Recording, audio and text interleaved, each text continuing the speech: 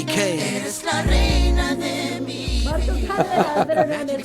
Magic's performing in town tonight. That's right. He's joined us with a look at his life, shaping his sound the fans have come to know and love. Thank you for being here with us. I'm excited to be here. Thank you to Channel 3 for having MC Magic on. And everyone's invited because tonight is the big concert. Tonight is a big concert. But before we get to tonight, we want to know more about you. Okay. So from what we understand, you are from Mexico, but then you moved to Arizona.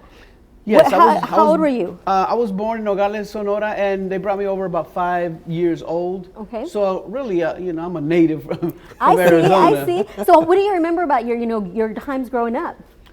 Oh man, I've always loved music, and look, I'm still working around music, doing concerts. It's always been a special thing. And my mom used to listen to Mexican radio, románticas, like Los Terrícolas, Quil Clave, Los Ángeles Negros, and I think that's kind of the music that penetrated me. That's why we write love songs. It influenced you. Did you have any major heartbreaks growing up that led to some of the lyrics that you have I in think there? I was 8 years old when I got my first What? heartbreak. Oh, 8 years old? You started too young. Yeah, I was like, why is this pain in my heart? I don't know why. It must be the song. So talk to us about, throughout your career, I know that you've collaborated with many artists. Talk to us about some of your collaborations. Well, you just played Sexy Lady. That's what That DJ Kane. That was my pick. That was DJ Kane. Yeah. I also represented Corpus Christi many years ago with the Cumbia Kings. Yes. And so, I mean, that's one of my favorites. And actually, the song that we normally close the show with, the Sexy Lady, because it's got that perfect culmination of bringing everybody together, and everybody's like, it's my favorite. Well, it is one of mine. I now remember it distinctively because I used to work for radio for many years, and Tejano radio.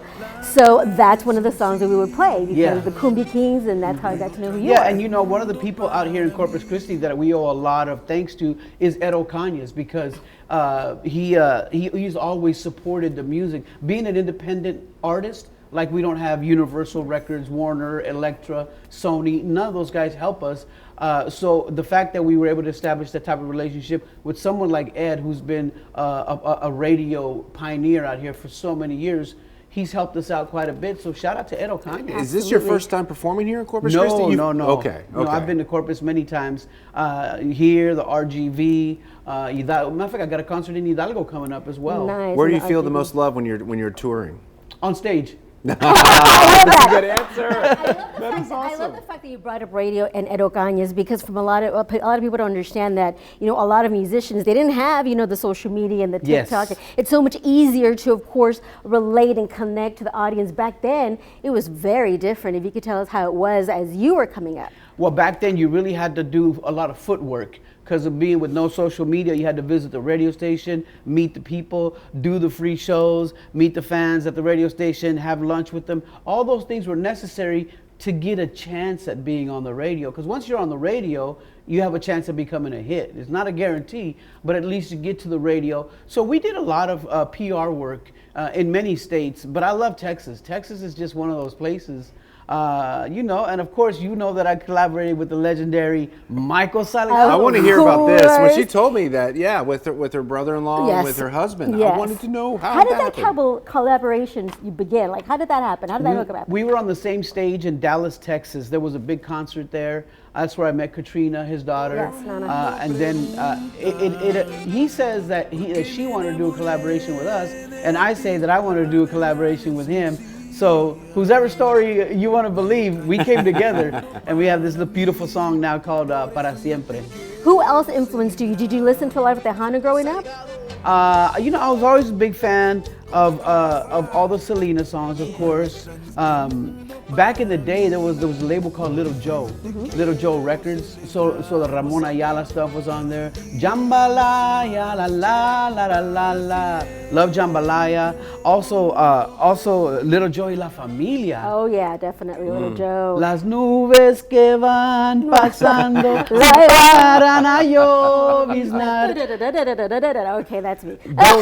Those are classic songs. Love that stuff. So what's the secret formula for continuing? You've been in the business is 30 plus Yeah. years or so. And what's the secret to making it that long, continuing to be relevant and to stay in front of the crowds? I think consistency is the magical word to anything, whether it's cooking, whether it's a social media developer, content creator, a bricklayer. The consistency, and I think that's what's been with us is I love the music so much, and so we continue to put the effort and that consistency to give the fans something that they can fall in love with, and that's so important. Is to be consistent. And you have somebody following in your footsteps, your son, right? My son, Antonio Cardenas, he's in the room right now, actually. And what type of music is he performing? He sings corridos, Okay. but I gotta tell you, he's so influenced by the popular music that's out right now. It's some of the new stuff that he's putting together is not corrido. It's like a Spanish pop. Okay. The fusion of music right now, it's almost hard to categorize because there's so many influences coming from everywhere that although his first couple records were corridos, the ones that are coming are not, but they're still amazing. How do you categorize your type of music? Well, I've said this for a long time. There's only two types of music. Okay. The good music and that other stuff. So I like to consider myself the good music. Now, I want to go back to, you being in the music industry. I know that there's a lot of challenges, especially for Latin artists. Yes. Talk to us about some of your challenges that you experienced. The biggest challenge has always been money, and that's for anybody trying to make anything happen, whether you're a contractor or whatever it is. And so finding finance to make your dreams come true is always a challenge. And luckily for me, earlier in my career, God gave me a blessing where I was able to make custom rap songs at the flea market. We call it the swap meet back home. Custom rap tapes at the flea market. So I was freestyling songs for people, $20 here, $20 there, and that really financed my dreams. I'm glad that you said that you can freestyle because I'm going to put you to the Oh, test. no. Toward the end, yes. Uh-oh. John Thomas, Barbie, First Edition, 3 News. You have Okay. those 4 things that you have to do. Start thinking about that. So other than the challenges, how have you seen your fan base change from the time that you started to now? What are the Obviously, changes? social media has changed everything so much. But I like it. I like it because nothing stays the same. Monday is not like Sunday. And if we learn to adapt to the new things that are coming, whether it's AI, whether it's social media, whether it's radio or TV or cable, whatever it is, to a YouTube channel, you just have to adapt. And I think those changes, for those of us that can handle that, like for instance, I have a TikTok live show. When I go live on TikTok, we've got a phone line where people could call me directly while I'm on TikTok. And hey, what's going on? Shout out to Lisa, who's watching us in Chicago. She wants to say to her boyfriend, who's currently visiting California, blah, blah, blah.